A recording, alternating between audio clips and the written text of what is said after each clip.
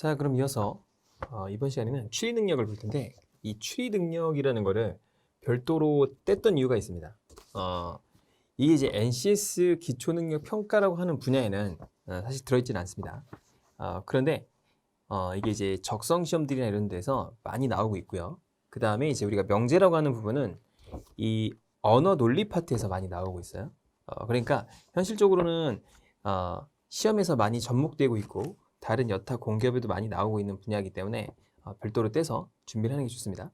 이번에 코리에서도 세 문제가 나왔었죠. 그렇기 때문에 명제는 꼭 봐야 되는데, 그렇다면 명제라는 게 이 추리라는 게 뭐냐라고 했을 때 추리 능력에는 상황 추리도 있고 또는 뭐 참고집 문제도 있고 또 PQR이라고 하는 명제 논리도 있고 여러 가지 형태가 있어요. 그런데 이게 이제 복합적으로 나오기 때문에 명제라기보다는 그냥 추리 능력이라고 하는 파트로 별도로 떼서 제가 준비를 하게끔 만든 겁니다. 그래서 어떤 식으로 준비할 것이냐에 대한 얘기인데, 이 추리 능력은 핵심이 문제를 빨리 풀 수 있느냐 없느냐를 선정하는 것이 핵심입니다. 그러면 내가 이거를 딱 보자마자 난 이거를 1분이나 2분 안에 풀 수 있어 라고 할 수 있는 문제를 푸는 게 좋다는 거죠. 물론 굉장히 많이 연습을 하면 한 문제를 100개, 200개 정도 풀게 되면은 능력이 좀 올라가긴 하는데, 이 아무리 어느 정도 수준에 올라갔다 하더라도 일종의 뭐 골탕 먹이려고 하는 문제들이 있어요.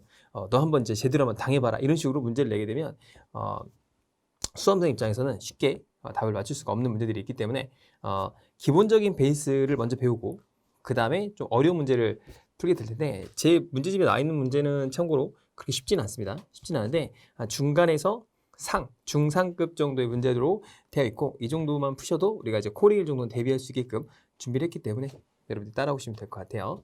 자, 일단 보면은 여러 가지 형태가 있어요. 명제, 추리 영역 문제도 있고, 그 다음에 뭐 참거짓, 순서 추리, 상황 추리, 다양한 형태가 있습니다. 그래서 밑에 보면은 이런 것들 다 안 보셔도 됩니다. 여기 보면 연습 퀴즈 라는 것도 있고, 참거짓 문제, 매칭하기, 그 다음에 뭐 순서 정하기, 배치하기인데 순서하기 정하기나 배치하기는 대부분 다 똑같은 내용들입니다. 사실 이걸 이제 어떤 유형이 되느냐 이런 건 전혀 중요하지 않고요. 여러분들이 문제만 빠르게 풀 수 있으면 좋은데, 특히 이 참거짓 문제에서 직계법 1번, 2번이라고 있습니다.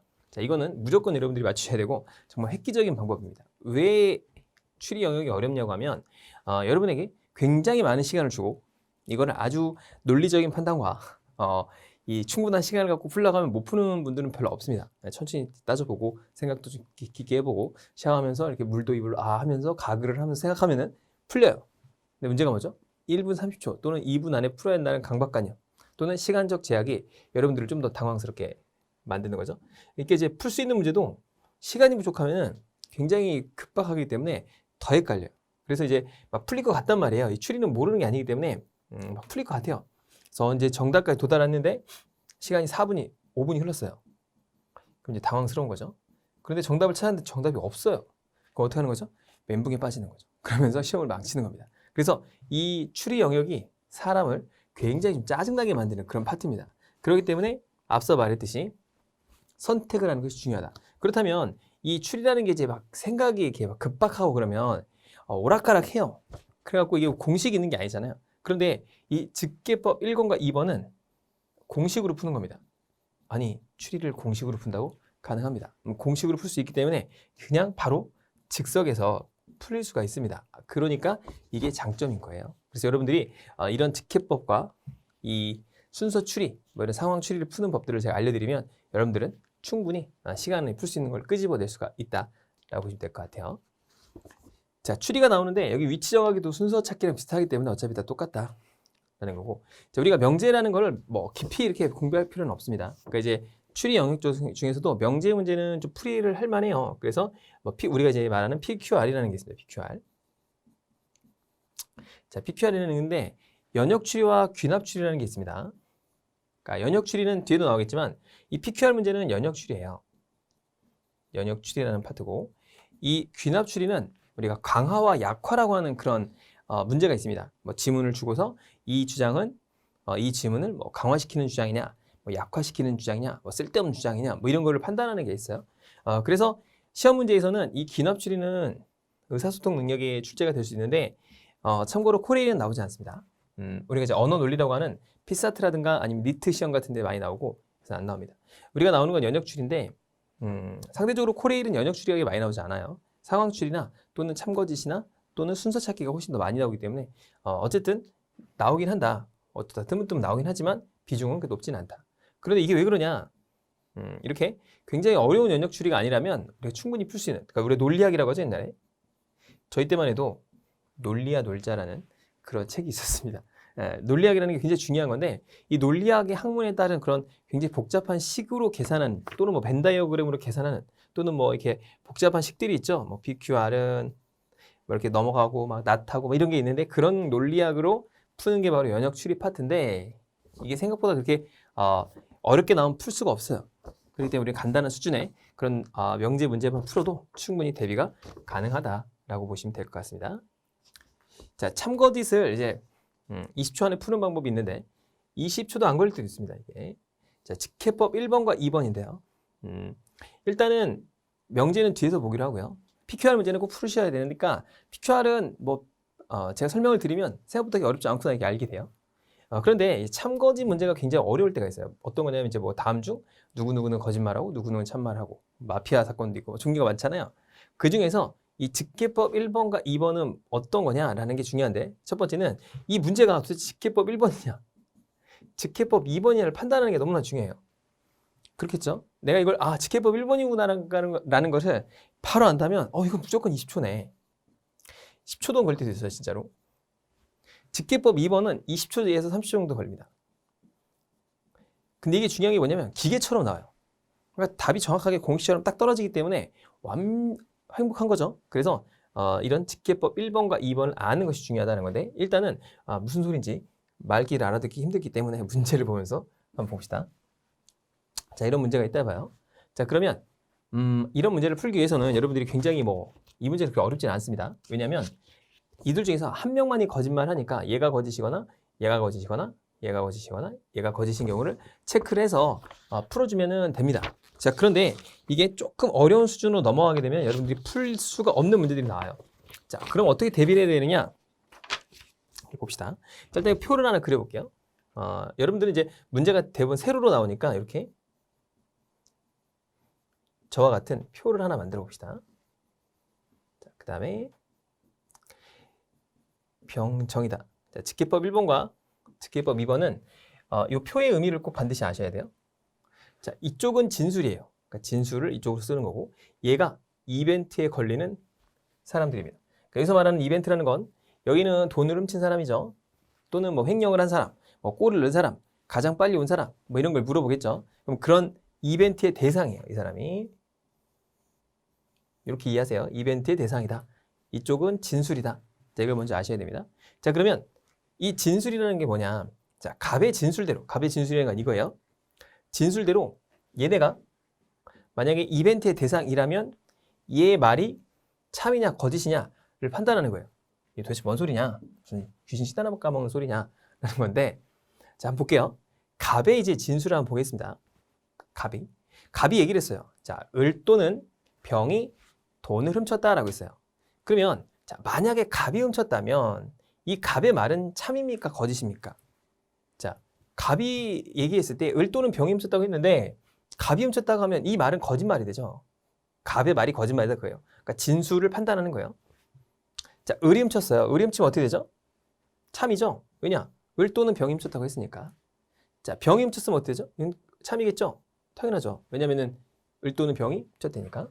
정이 훔쳤다면 거짓말이겠죠. 자, 조심할 거는 이 논리학에서 true를 t라고 하죠. true. false를 우리가 f라고 표시해요. 그래서 tf라고 표시하는 것들이 많은데 이렇게 하다 보면은 막 바쁘잖아요. 우리가 이제 시험 풀다 보면 막 정신 없단 말이에요. 그때 나도 모르게 이런 짓을 해버립니다. 그래가지고 이게 써놓고서 이게 뭐야? 아씨, 얘 t야 f야 다시 보면 시간이 오래 걸리니까 그냥 o나 x로 하세요. 그리고 명제 문제에 보면 not이라는 게 있어요. 이게 p의 부정은 이렇게 되는 경우가 있습니다. not을. 근데 이것도 이제 정신없이 쓰다 보면은 헷갈려요. 근데 x로 쓰세요. 그냥 이렇게 p가 아니면 이렇게 되는 거죠. 이렇게. 그럼 좀 더 우리가 직관적으로 알 수가 있겠죠. 그렇겠죠? 그래서 가끔은 제가 책을 쓸 때도 응용수리 파트에 이 미지수를 x라고 잘 안 놔요. x하고 곱하기하고 섞여가지고 이게 뭔 소리인지 잘 못 알아듣더라고요. 그래서 폰트마다 다르기 때문에 이게. 그래서 저는 그냥 a, b, c로 많이 이렇게 미지수를 설정한 이유가 그런 이유입니다. 그래서 X하고 O로 이렇게 표시한 거예요. 자, 이번에는 을을 한번 해보겠습니다. 나는 훔치지 않았대요. 그럼 내가 훔쳤으면 어떻게 될까요? 이 말이 거짓말이겠죠. 내가 훔쳤다면. 근데 갑이 훔쳤어요. 그럼 이 말, 을의 말은 참이다 그 얘기예요. 병이 훔쳐도 마찬가지겠죠. 정이 훔쳐도 마찬가지예요.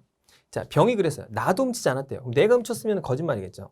병이라는 사람이 훔쳤다면 나머지는 참이 될 겁니다. 자, 정이 얘기했어요. 야, 을이 네가 훔쳐간 거야? 라고 했으니까 을이 훔쳐가면 참이고 나머지는 거짓말이에요. 이게 무슨 얘기죠? 정의 말이 갑이 훔쳐갔다면 거짓말이다. 그런 얘기입니다. 자, 그러면 이 표가 의미하는 게 무엇이냐를 아는 게 너무나 중요합니다. 무슨 얘기냐? 자, 한번 봅시다. 여기서 한 명만이 거짓말을 하고 있다라고 했죠. 그러면 갑이 훔쳤다면 우리가 자, 갑이 훔쳤다면 그때 이 사람들의 진술 중에는 2명이 거짓말이고 2명이 참이죠. 자, 정이 훔쳤다면 2명이 거짓말이고 2명이 참이에요. 병이 훔쳤을 때도 마찬가지겠죠. 근데 만약에 을이 훔쳤을 때는 한 명만이 거짓말이죠. 나머지가 참말이죠. 그러니까 한 명만이 거짓말한 건 을이 이렇게 훔쳤을 때입니다. 그때 조심할 거 뭐냐? 누가 거짓말했죠? 을이 거짓말했어요. 자기가 훔쳤으니까 자기가 훔치지 않았다고 거짓말했겠죠. 어쨌든 간 이렇게 찾는 겁니다. 자, 그런데 만약에 이 표가 얼마나 강력한지를 설명을 드리면 얘가 만약에 이렇게 X라고 한번 해봅시다. X. 만약에 X라고 나왔다 쳐봐 이 표가. 그러면 시험 문제에서 만약에 참말을 한 사람이 한 명이다라고 했을 때는 누가 훔친 거죠? 정이 훔친 겁니다. 정이. 그렇죠? 그 다음에 그때 훔친 사람은 이때 참말을 한 사람은 병이에요. 그러니까 정이 훔쳤을 때 참말을 한 사람은 한 사람이었고 그때 참말을 한 사람은 병입니다. 자, 그 다음에 이때 중요한 게 뭐냐면 만약에 이 시험 문제에서 이렇게 안 나오고 참말을 한 사람이 2명, 거짓말을 한 사람이 2명이다라면 이 문제 못 풉니다, 여러분들. 참고로 굉장히 복잡해져요. 왜냐면 두 개 케이스를 다 골라내가지고 풀어야 되기 때문에 굉장히 복잡해지고 문제가 이렇게 나오지 않아요. 이렇게 나올 수가 없어요. 왜 그런지 설명합시다. 자, 만약에 참말을 2명이 하고 거짓말을 2명이 했다라고 하면 자, 이 표에서는 어떻게 되죠? 이게 이제 X라고 할게요, 제가. 그러면 갑이 훔쳐도 참말 2, 거짓말 2이죠. 병이 훔쳐도 참말 2, 거짓말 2이에요. 그러면 이 케이스는 무조건 2개의 경우가 나오기 때문에 어떻게 지문이 나오냐면 선지가 만약 갑이 훔쳤다 하면 땡땡땡, 병이 훔쳤다면 땡땡땡 이런 식으로 무조건 나오고 자, 을은 무조건 뭐뭐 한다. 병은 무조건 뭐뭐 한다. 이런 식으로 나옵니다. 자, 그러면 이 2명이 거짓말을 하고 2명이 참말을 했을 때를 골라보면 요 케이스가 되겠죠. 요 케이스와 요 케이스가 되는데 이때는 자, 누가나 누구 또는 누가 훔칠 수 있겠죠. 갑 또는 병이 훔쳤다라고 말할 수 있죠. 그렇죠? 그 다음에 갑은 거짓말을 했거나 참말을 할 수 있어요. 그렇죠? 을은 참말만 했어요. 그러면 시험 선지에 을은 참말을 했다라는 말은 참인가요? 맞죠? 무조건 참말을 했어요. 그런데 병은 뭐라는 거죠? 참말을 할 수도 있고 거짓말을 할 수도 있어요. 그러니까 병은 뭐라고 말해야 된다고 할 수가 없는 경우예요. 그 다음에 정을 한번 판단해 볼게요. 정은 무조건 거짓말했죠? 그러니까 정은 무조건 거짓말을 했다가 맞는 거예요.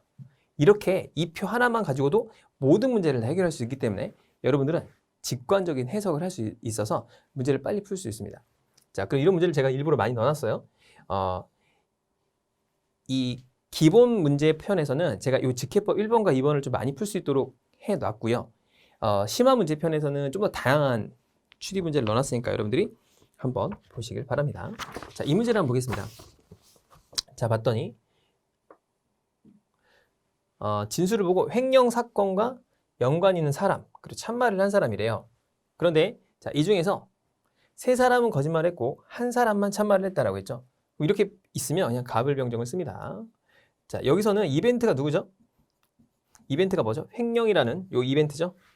그러겠죠? 자, 한번 갑을 봅시다. 횡령 사건과 연관이 있는 사람은 을이래요. 그럼 을이 훔쳐갔으면 참이 되고 나머지가 훔쳐갔다면 거짓말이겠죠. 자, 횡령 사건과 연관이 있는 사람은 정이래요. 그러니까 정이 훔쳐갔으면 참이 되겠고 나머지는 자, 거짓말입니다. 나는 횡령 사건과 연관이 없대요. 병이 훔쳐갔으면 거짓이겠죠. 그러니까 나머지는 다 참이겠죠. 그럼 갑이 훔쳐가도 이 말이 참이다 그 얘기예요. 자, 을이 거짓말했다라고 하면 을에 다 반대로 쓰면 됩니다. 을이 여기 있죠. 을이 거짓말이니까 참이 거짓말로 얘기했던 이때는 참이 되고 이때도 참이 되고 이때죠. 이때도 참이 되고 이때는 참말을 했으니까 이때는 거짓말이다라고 판단을 한 겁니다. 자, 그러면 이 중에서 한 사람만 참말을 했어요. 그럼 한 사람만 참말한 건 어떤 경우죠? 이 경우밖에 없죠. 여기 두 명이 참말, 세 명이 참말, 두 명이 참말이니까 이때가 되겠죠. 그럼 횡령 사건과 관련 있는 사람 누구예요? 병이겠죠, 병. 병이 횡령을 한 거고, 그죠? 그 다음에 참말을 한 사람 누구예요? 여기 있죠? 정이 되겠죠? 그래서 병과 정이 된다라는 거죠. 그래서 횡령 사건은 병, 참말을 한 사람은 이 정이 된다라고 우리가 이해할 수 있는 거예요. 그래서 이런 문제를 우리가 다양하게 풀 수 있다라고 생각을 해보시면 될 것 같습니다. 그래서 이런 문제를 좀 대처를 하시는데 뒤에서 좀 더 있으니까 한번 뒤에서 좀 더 풀어보도록 할게요. 일단 직해법 2번을 또 설명을 해보고, 자, 그런데 만약에 이걸 질문하는 분들 계세요?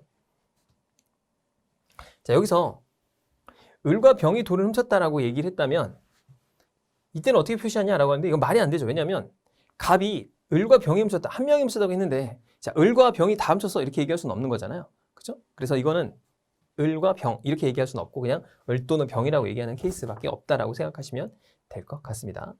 훔치사는 한 명을 선택하는 거니까. 자, 그 다음에 직해법 2번인데 직해법 2번.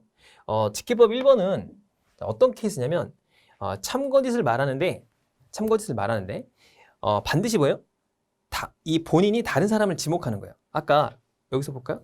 위에서 잠깐 보면은 서로가 서로를 지목하는 형태가 직해법 1번입니다. 여기서 보면은 야, 너가 훔쳤어. 아니, 네가 훔쳤어, 마. 야, 네가 훔쳤어. 이런 거잖아요. 야, 내가 아니야. 아니, 나는 아니라니까. 너야, 너 아니야. 이렇게 서로를 지목하는 케이스가 직해법 1번이라고 한다면 직해법 2번을 보게 되면 직해법 2번은 이거는 서로를 지목하는 게 아니고 어떤 특정한 대상을 지목하는 겁니다. 자, 여기 보면 이런 거죠.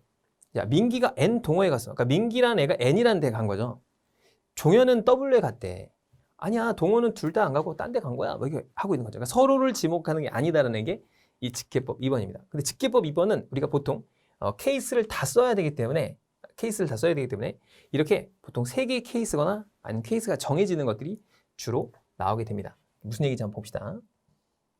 자, 이렇게 보려면 일단 문제를 여러분들 한번 읽어보시고 이렇게 돼 있어요. 서로에 대해서 진술을 했는데 뭐 T는 거짓말이고 N은 같다고 했어요. 그러면 일단 이때는 이렇게 적는 거예요. 민기와 종현과 그 다음에 동호를 이렇게 적습니다. 그 다음에 이 민기, 종현, 동호란 애가 NWT라는 동호회에 가겠죠. 그러면 이 동호회를 한번 케이스를 다 적어보는 거예요. 그러면 이게 총 3가지니까 3팩토리얼, 즉 3 곱하기 2가지, 6가지의 경우의 수가 나오게 되는 거예요. 3 곱하기. 그러니까 어떻게 썼는지 한번 제가 써봅시다. 자, NWT 이렇게 할 수 있겠죠. NTW 이렇게 갈 수 있겠죠. W, NT 갈 수 있겠죠. W, TN 갈 수 있겠죠. 그다음 마지막으로 T, NW 갈 수 있겠죠. T, WN 이렇게 갈 수 있겠죠. 이렇게 볼게요. 여기서 이쪽을 좀 옮겨볼게요. 위로 좀 올려서 T, WN 이렇게 할 수 있겠죠. 그러니까 이렇게 경우의 수를 다 써야 되기 때문에 이게 4가지 경우면 4팩토리얼이잖아요. 4, 3, 2, 1가지니까 24가지가 나와요. 그래서 이런 건 잘 안 나오는 거죠. 4개가 나오면 이걸 다 써야 되기 때문에 현실적으로 불가능해요. 그리고 이걸 현실적으로 푼다는 건 너무 어렵기 때문에 그냥 이런 경우 또는 이제 뒤에 설명하겠지만 딱 경우의 수가 이렇게 4가지라도 몇 개가 딱 정해지게끔 나오게 됩니다. 그러니까 예를 들어 이런 거예요. 4명이 이렇게 있는데 4명이 동물을 이렇게 갖고 있는 거예요. 4명이. 그래서 동물의 종류가 뭐 사자, 호랑이, 뭐 강아지, 뭐 고양이다. 이렇게 되면 이 4명이 이 4가지 동물을 갖고 있는 경우의 수는 한 마리씩 갖고 있다고 가정하면 가질 수 있는 경우의 수는 총 24가지죠. 이렇게 되면 못 풀어요.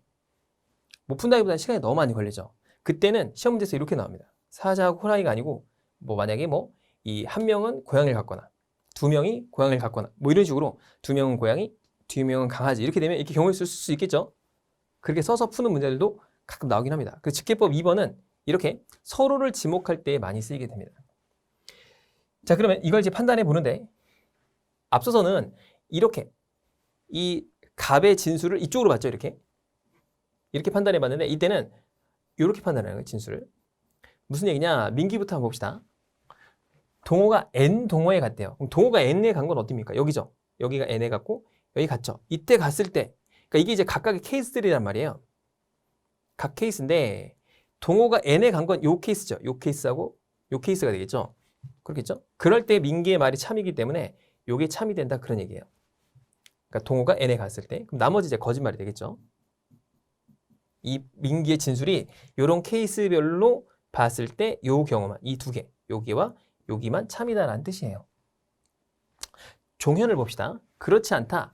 동호는 W에 가야 돼. W가 요거하고 요거죠. 그러니까 이때 참이 되겠죠. 그래서 X 표시를 다 해보겠습니다.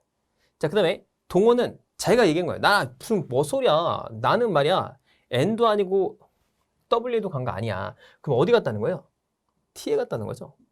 그렇겠죠? T에 갔다고 했으니까 T에 간 요거만 참이 됩니다. 나머지는 X가 되겠죠. 거짓이 됩니다. 자, 그러면 이 표대로 한번 생각을 해볼게요. 첫 번째는 이 중에 T 동호회에 간 사람은 거짓말을 했대요. 그럼 여기 이 케이스에서는 T가 참말을 했죠. 그러니까 안 되겠고, 여기서 참말을 했죠.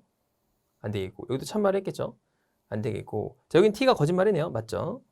여기도 T가 거짓말이네요. 맞고, 여긴 T가 참말했죠. 이것도 안 되겠네요. 그러니까 이 두 개 케이스밖에 없는 거예요. 자, 그런데 N 동호회에 간 사람은 참말을 했대요.